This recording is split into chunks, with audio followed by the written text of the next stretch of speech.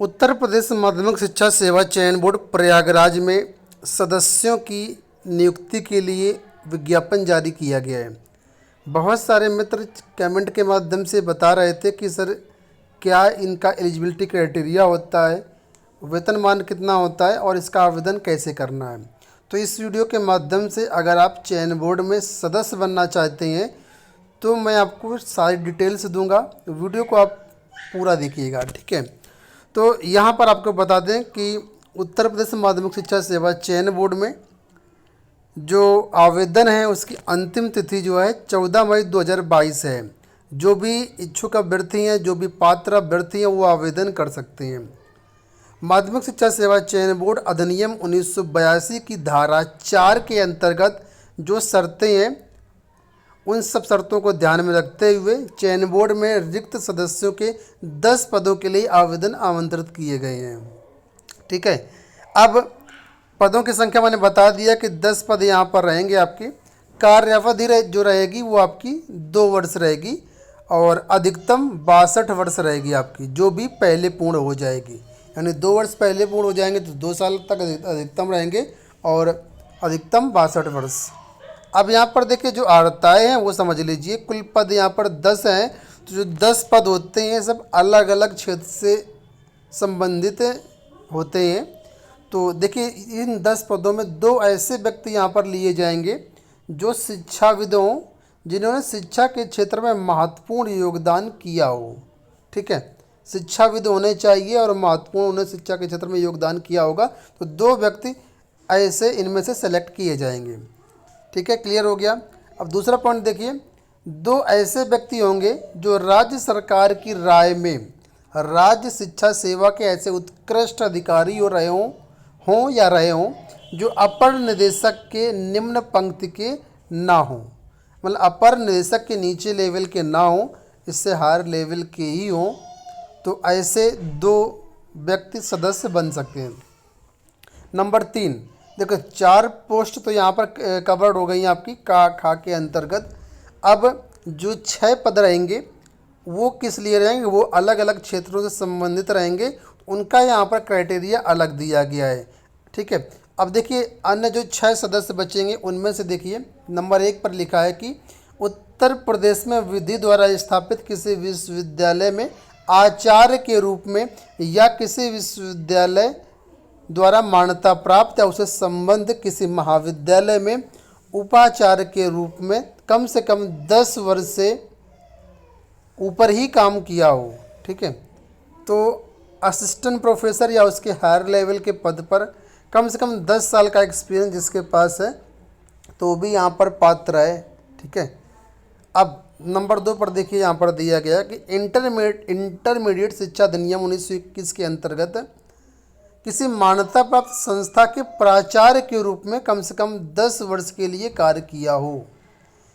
तो जो भी इंटरमीडिएट शिक्षा अधिनियम 1921 के अंतर्गत किसी संस्था के प्राचार्य रहे हैं और उनको 10 वर्ष कंप्लीट हो चुका है तो भी पात्र हैं, ये लोग फॉर्म भर सकते हैं। नंबर 3, राज्य सरकार की राय में ऐसा विख्यात शिक्षाविद हो जिसने शिक्षा के क्षेत्र में बहुमूल्य योगदान दिया हो, ठीक है। तो ये भी अभ्यर्थी पात्र हैं, ये भी आवेदन कर सकते हैं। चौथा पॉइंट देखिए, शिक्षा के क्षेत्र में जो लोग रुचि रखते हैं और किसी मान्यता प्राप्त विश्वविद्यालय से स्नातक पास हों, ठीक है, तो ये भी आवेदन कर सकते हैं। अब देखिए यहाँ पर ये 4 पोस्ट तो क्लियर हो गई और यहाँ पर ये 6 पोस्ट गा के अंतर्गत जो दी गई है, तो इस गा के अंतर्गत 4 पॉइंट लिए गए हैं। इनमें से किसी भी आप श्रेणी में अगर आप आते हैं तो आवेदन कर सकते हैं। अब जो इसमें रिक्रूटमेंट एजेंसी है या गवर्नमेंट है वो किस तरीके से इनकी शॉर्ट लिस्टिंग करेगी वो उनके ऊपर डिपेंड करेगा। अगर आप पात्र हैं तो आवेदन कर सकते हैं।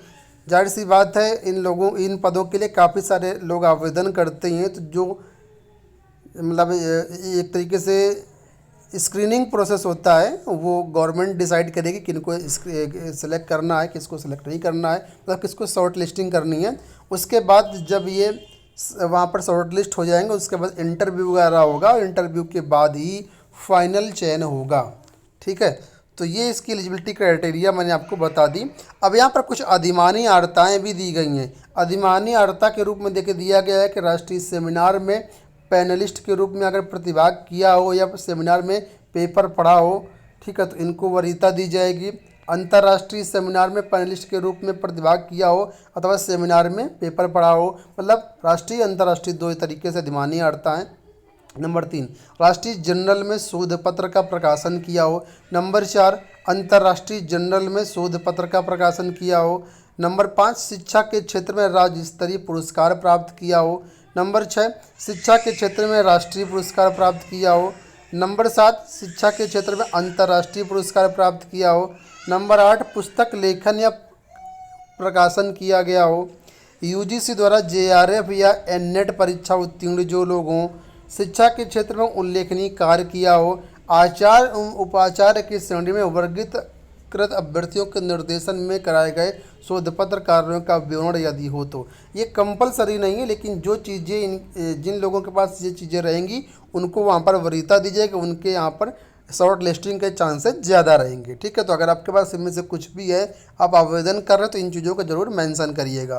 अब वेतनमान की बात कर ले तो यहाँ पर देखिए लिखा है कि सदस्य पद हेतु नियत वेतन 1,47,000 रुपये प्रतिमाह व राज्य सरकार द्वारा समय समय पर अनुमन्य किए गए भत्ते व अन्य सुविधाएँ दी होंगी।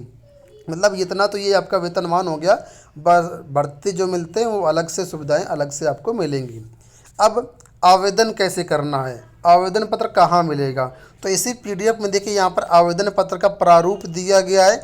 इसका प्रिंट आउट निकलवा सकते हैं, कोई दिक्कत नहीं है, पीडीएफ फॉर्म में है। इसका प्रिंट आउट आप लोग निकलवा लीजिए, इसको भर लीजिए अच्छे से, और जो भी आपके डॉक्यूमेंट्स हैं उन सबको यहाँ पर लगाते हुए इसको आपको बाई पोस्ट भेज देना है।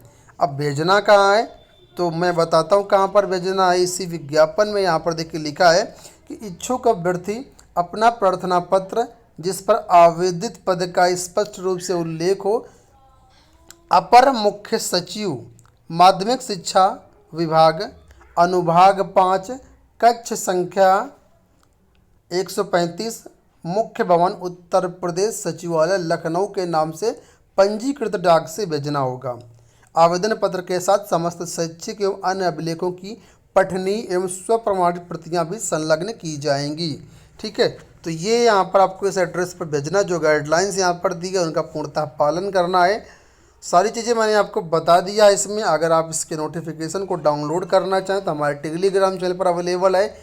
टेलीग्राम का लिंक वीडियो के डिस्क्रिप्शन में दिया गया है, आप लोग वहाँ से डाउनलोड कर सकते हैं। ठीक है, या टेलीग्राम यूज करते हो तो एबीटेक 123 सर्च करिएगा, हमारा आपको टेलीग्राम चैनल मिल जाएगा। 5,000 सब्सक्राइबर्स ऑलरेडी जुड़े हुए हैं, वहाँ से आप लोग इसको डाउनलोड करके आप प्रिंट आउट निकलवा करके आप आवेदन कर सकते हैं। आई होप इस वीडियो में सारी जानकारी आपको समझ में आई होगी। फिर भी कोई क्वेरी है तो आप लोग कमेंट बॉक्स से पूछ सकते हैं। इस वीडियो में इतना ही, धन्यवाद।